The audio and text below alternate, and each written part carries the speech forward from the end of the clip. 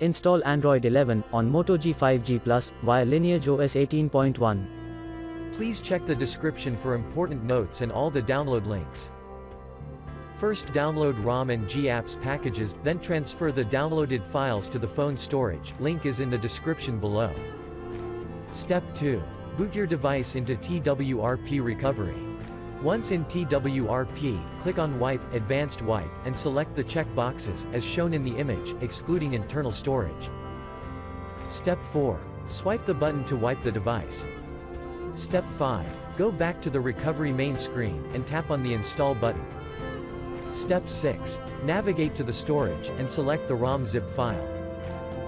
Step 7. Finally, swipe the button on the screen, to install ROM file. Step 8. Flash the GApps zip package, in the same manner. Step 9. After GApps flashing completes, select Wipe Cache and Dalvik from bottom left side of screen, and swipe to wipe. Step 10. When the flashing process is complete, hit Reboot System.